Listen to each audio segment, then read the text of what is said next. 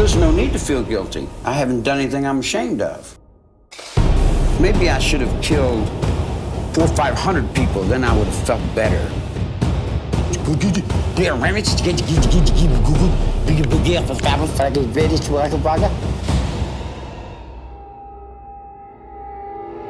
ये कहानी है चार्ल्स मैनसन की, जो जिंदगी के हर उस पहलू को तबाह कर गया जहां इंसानियत बसती थी। चार्ल्स मैनसन 12 नवंबर 1934 को पैदा हुआ, ओहायो, अमेरिका। जब चार्ल्स पैदा हुआ तो उसकी मां कैथलीन सिर्फ 16 साल की थी, और वो भी विदाउट मैरिज।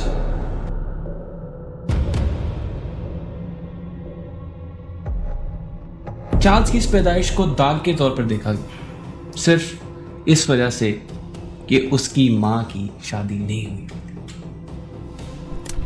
कैथलीन एक एल्कोहलिक थी। क्लब्स में काम करना और मर्द बदलना उसके लिए कोई नई बात नहीं थी, उसे इस बात की आदत पड़ चुकी थी।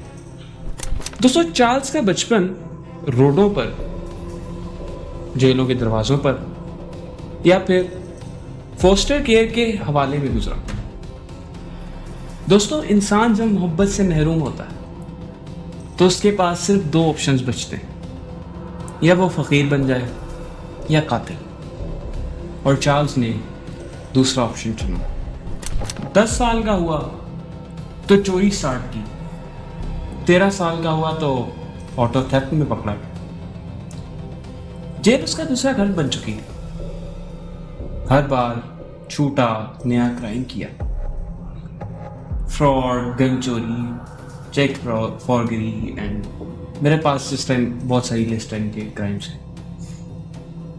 दोस्तों, ये साइकिल 1950s तक चला। इस दफा जब वो जेल गया तो उसने साइंटोलॉजी, मैनिपुलेशन टेक्निक्स और म्यूजिक का टेस्ट डेवलप। चार्ल्स ने जेल को स्कूल बनाया, और जब वो वहां से बाहर निकला तब वो खुद को, अल्लाह माफ करे, पैगंबर समझ, खौफ का पैगंबर।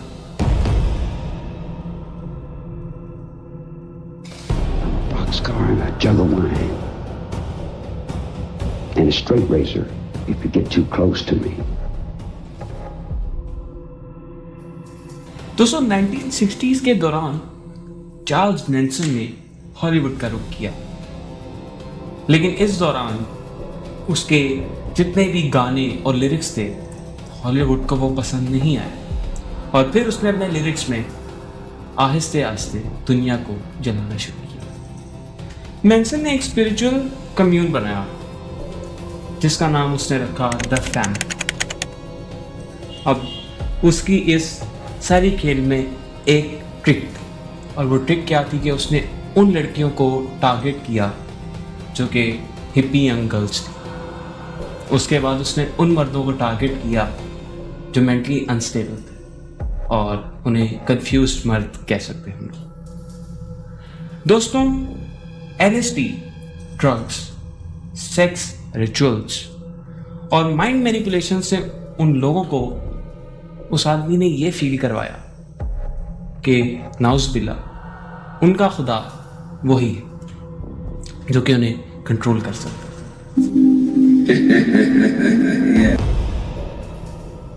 हेल्टर स्केल्टर, मैनसन की एक ऐसी थ्योरी जो पूरी दुनिया को तबाह कर सकती थी। दोस्तों, मैनसन ने अपने फॉलोअर्स को यह शो करवाया कि आने वाले वक्त में गोरों और कालों की, जी हाँ, यानी वाइट्स एंड ब्लैक्स की एक ऐसी लड़ाई होने वाली है जो पूरी दुनिया को तबाह कर देगी। और मैनसन ये चाहता था कि इसकी, ये द फैमिली, उस पूरी लड़ाई में चिंगारी का काम करे। दोस्तों, 8 अगस्त 1969 में मैनसन ने अपने कल्ट मेंबर्स को भेजा, जिनमें Tex Watson, Susan Atkins, Patricia Krenwinkel और लिंडा कैसाबियन। इस पर टारगेट था शेरन टेट का घर, जो रोमन पोलांस्की की बेगम थी। और 9 माह की प्रेग्नेंट। उन लोगों ने शैरन टेट और उसके साथियों को इतनी बेरहमी से मारा कि अगर यहाँ पर उसे बताना शुरू किया जाए तो शायद YouTube मेरी वीडियो ही YouTube से डिलीट करवा दे। और दूसरी तरफ अगर मैं ये कहूँ कि इतनी बेरहमी से मारा गया कि उन लोगों के खून से दीवार पर लिखाई लिखी गई जिसमें चार्ल्स मैनसन का एक सिंबल सामने आया, and that was PIG, pig. दोस्तों, ये मामला यहां पर खत्म नहीं होता। इसके बाद अगली रात ला बियांका कपल की बारी थी। ला बियांका कपल को भी उसी बेरहमी से मारा गया जिस तरह इससे पहले चार्ल्स ने रोमन पोलांस्की की बीवी को मारा था। दोस्तों, ला बियांका कपल की मौत को मैं थोड़ा सा यहां पर बताऊंगा कि आखिर हुआ क्या था, किस बेरहमी से उन्हें मारा गया। छुरी से उन्हें जख्म दिए और फॉक, जिसे हम उर्दू जबान में या हिंदी जबान में कांटा चम्मच के नाम से जानते हैं, उससे उनके चेहरे काटे। जिस तरह चार्ल्स ने पिछली दफा रोमन पोलांस्की की बीवी को कत्ल करने के बाद, जो कि 9 माह की प्रेग्नेंट थी, दीवार पर कुछ तहरीर लिखी जिससे उसका सिंबल बना PIG, पिग, इसी तरह इस दफा भी चार्ल्स ने दोबारा ऐसी ही एक तहरीर लिखी और वो ला बियांका कपल के खून से। दोस्तों, ये किसी हॉरर फिल्म का सीन नहीं है, ये रियलिटी है। शायद आप समझ रहे होंगे कि मैं कोई फेक स्टोरी लाकर बता रहा हूं, लेकिन हकीकत आपके सामने विजुअल्स में है, जिसमें सारे के सारे सबूत आपके सामने रखे जा रहे हैं। जब खून लिखने लगे और मौत पेंटिंग बन जाए तो समझ लो कि आपके सामने चार्ल्स मैनसन का एक कैनवस तैयार है। दोस्तों, कहानी यहां खत्म नहीं होती। कहानी तो अभी सिर्फ इन 2 कत्लों से स्टार्ट हुई थी। चार्ल्स ने आहिस्ता आहिस्ता करके बहुत सारे हॉलीवुड से रिलेटेड लोगों को ओहायो में कत्ल किया, लेकिन अगर उन सब को एक एक करके जिक्र करना शुरू कर दिया जाए तो मुझे डर है कि ये वीडियो बहुत लंबी हो जाएगी।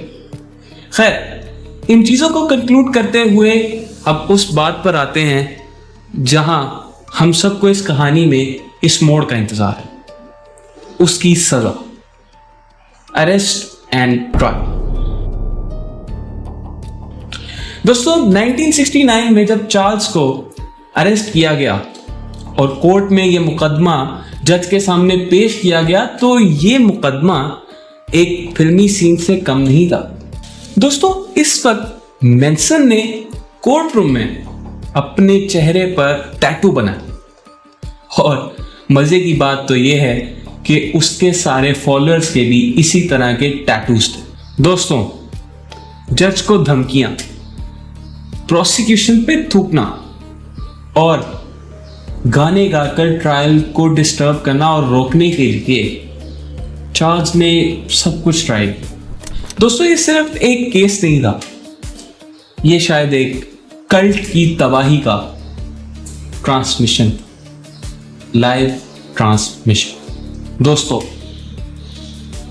इस दुनिया में जिसने आना है उसने जाना भी है, चाहे वो कोई खास आदमी हो, आम आदमी हो, कोई भी हो, उसने जाना लाजमी। वो गालिब का एक शेर था, कोई उम्मीद बर नहीं आती, कोई सूरत नजर नहीं आती, मौत का एक दिन मुअय्यन है, नींद क्यों रात भर नहीं आती।